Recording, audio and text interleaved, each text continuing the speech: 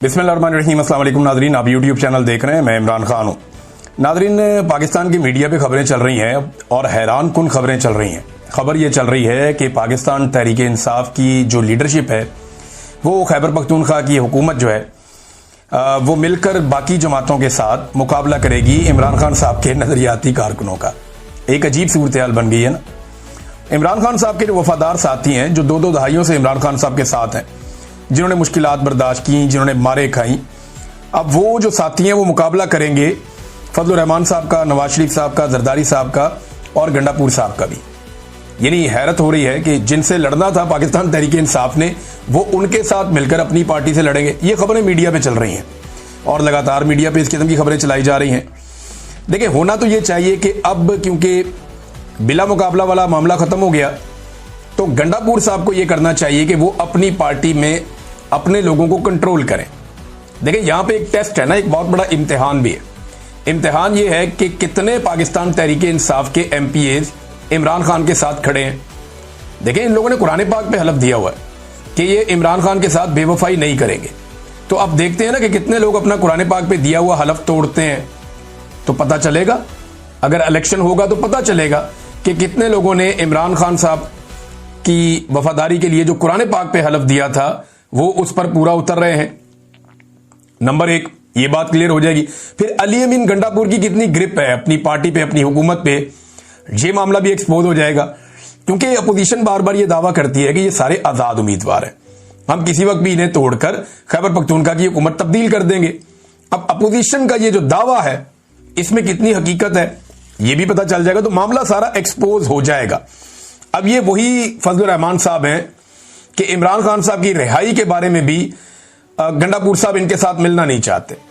यानी गंडापुर साहब इस फजल रहमान साहब के साथ चलना ही नहीं चाहते, चाहे इमरान खान साहब की रिहाई की तहरीक क्यों ना हो।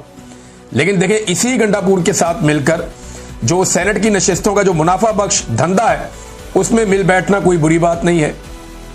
हैरत हो रही होगी आपको, लेकिन ये सियासत है और ये सियासत नॉर्मली ऐसी होती है। हम सहाफी होने के बावजूद हैरान हो जाते हैं।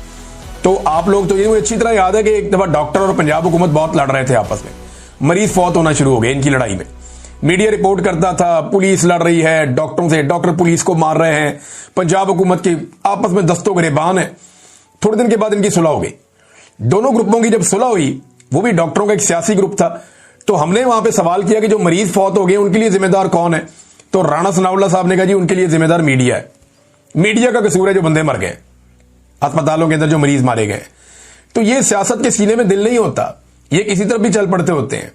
और यही अली अमीन गंडापुर साहब जो है फजल रहमान साहब को, जरदारी को, नवाज शरीफ को, इन लोगों को जिम्मेदार समझते हैं पाकिस्तान के मसाइल के लिए, और आज इन्हीं के साथ बिला मुकाबला इलेक्शन में जाना चाहते हैं। और बिलाखिर जो पाकिस्तान तहरीक इंसाफ के लोग जो बगावत कर गए हैं अपनी लीडरशिप से, और वो ये कह रहे हैं कि इमरान खान के नजरिए के खिलाफ हम नहीं जा सकते। मैं आज इमरान खान साहब की एक तकरीर सुन रहा था, किसी ने मुझे क्लिप भेजा हुआ था, और वो ये कह रहे थे कि मैं ऐसे खत्म नहीं हो सकता, पीटीआई तब तक खत्म नहीं होगी जब तक के पीटीआई का नजरिया खत्म नहीं होगा। और साथ में वो ये कह रहे थे कि जो गरीब आदमी है उसे आगे आना होगा, मिडिल क्लास को आगे आना होगा। ताकत के बलबूते के ऊपर जो लोग सियासत करते हैं वो गलत है। आप ताकत के बलबूते के ऊपर और पैसे के बलबूते के ऊपर आप तब्दीली नहीं ला सकते। यानी वो आप एक शॉर्टकट आपको मिल जाता है, तो आप शॉर्टकट, कोई शॉर्टकट नहीं होता कामयाबी का, वो शॉर्टकट अजीज बन जाता है। ये भी उन्होंने बात कही थी उस तकरीर में।